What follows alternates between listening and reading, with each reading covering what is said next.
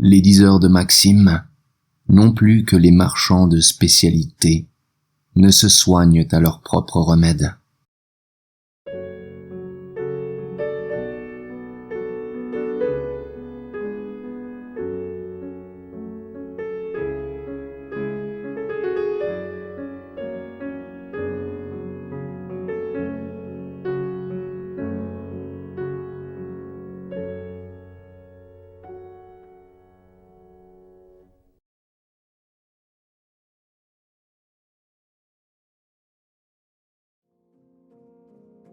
Telle femme, douce au palais comme une pêche, et qui en a le noyau pour tout cœur, croit que l'amour, c'est de s'aimer soi-même sous de nouvelles figures.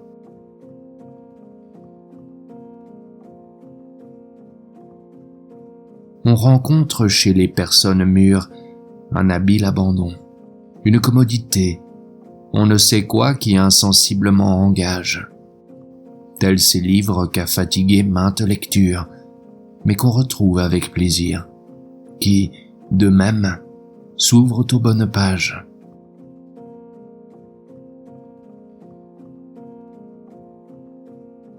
Telle vie ardente et cachée, qu'assaisonne une seule femme, ne fait-elle point souvenir de ces nuits océaniennes, d'où émerge parfois comme une corbeille sur du lait, on ne sait quelle île, peut-être sans nom, parfumée tout entière à la même fleur.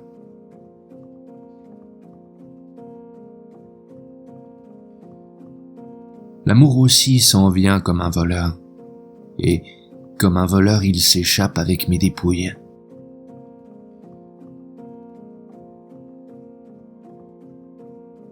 Il y a des cœurs un peu banals, ouverts à tous, et qui rappellent les pianos d'hôtel. C'est à peine si on prend le temps de s'asseoir pour y jouer un petit air du bout des doigts.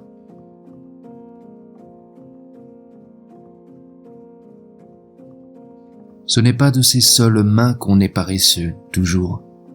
Il y a des années où l'on se soucie d'amour autant que de travail, et qu'il vous pousse, pour ainsi dire, un poil dans le cœur.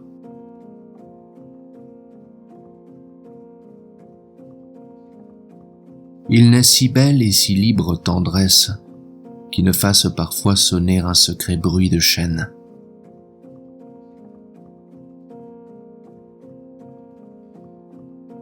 Qui les veut faire durer, il faut couvrir son feu de cendre et son amour de mystère.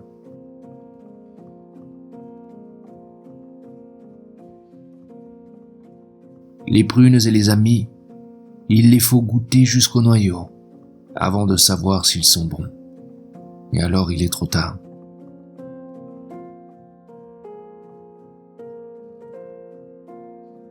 C'est à choisir, de connaître l'homme et de ne l'aimer pas, ou de l'aimer sans le connaître.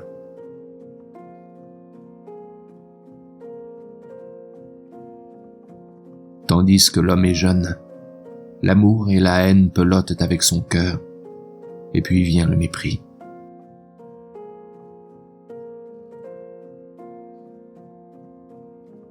Pour s'accommoder à leurs sombres caprices, que les femmes appellent amour, tendresse, et d'autres noms encore, un pauvre homme se met esprit et corps à la torture, et l'on finit au demeurant par ne pas s'entendre, tous les deux. À quoi bon essayer? C'est comme de prendre son top dans un bain de siège.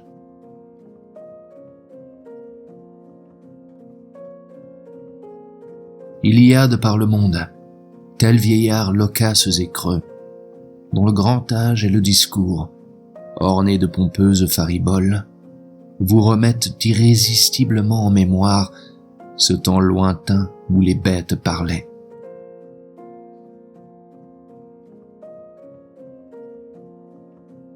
L'insuccès nous vaut au moins d'être seuls, et aux pauvres de n'être plus, comme le roc et les genêts de la lande, labourés que par l'orage, ni baisés que par l'aurore.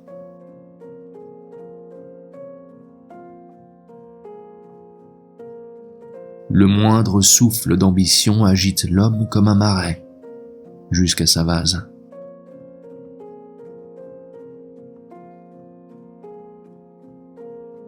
C'est la tête, chez certains hommes, qui domine le cœur.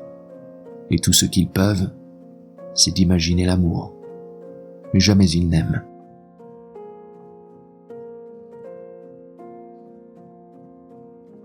Certaines gens sont heureux de trop bonheur. Alors, et pour toujours, ils se reposent, contents d'avoir saisi l'occasion par son unique cheveu et qu'il leur soit resté dans la main.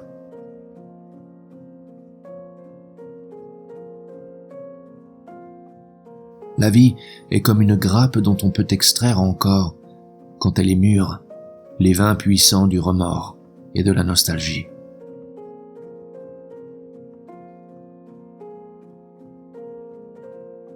De quoi demain sera-t-il fait ? Demandait un gros poète. De quoi ? Mais comme hier, de chagrin, d'ennui, de mensonges.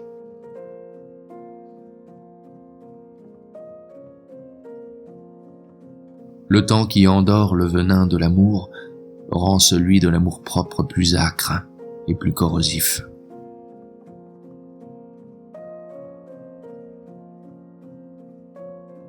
Dans la vie, parfois, il faut savoir manquer un train.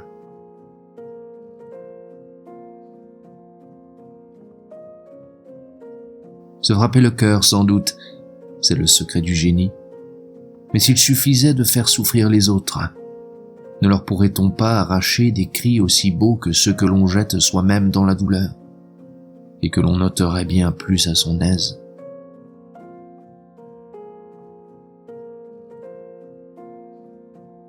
On est plus méchant et plus lâche en rêve qu'au réveil.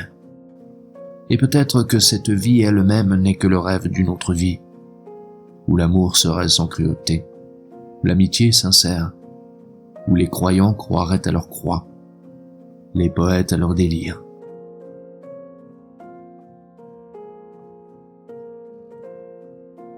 Il vient un âge où le bonheur semble se retirer de la vie, comme ces lacs qu'un été trop long rétrécis entre leurs rives.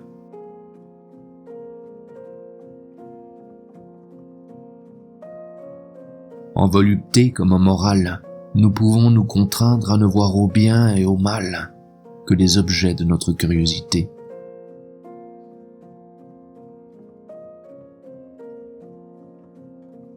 Ne me parle pas de sagesse, au fond.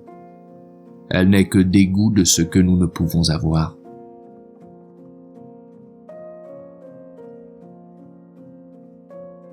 Rien que de songer d'un autre cœur, quelquefois le cœur se soulève.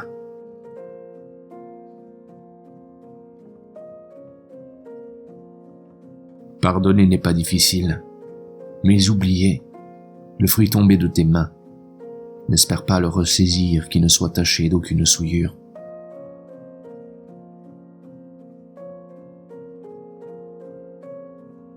De vieillir a ceci de bien que tous les ans, on est quitte un peu plus d'aimer. À cause que des gens qu'on aime, les uns meurent, et les autres de moins en moins se soucient de harasser notre tendresse.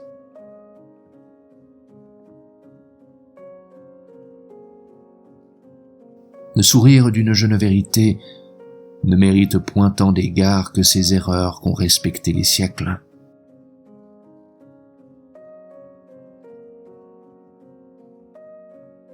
Aimez-vous ces vastes horizons dont on s'épuise à remplir la coupe ?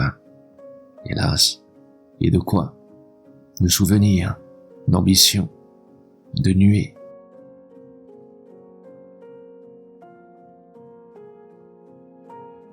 Le temps passe. Ah, si on pouvait le regarder passer. Mais hélas, on passe avec lui.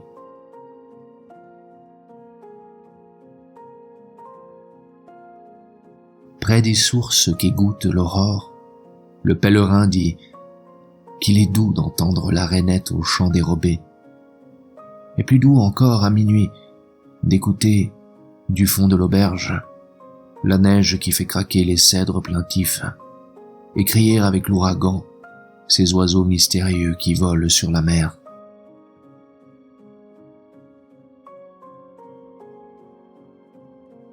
La vie est faite pour s'enseigner à mourir.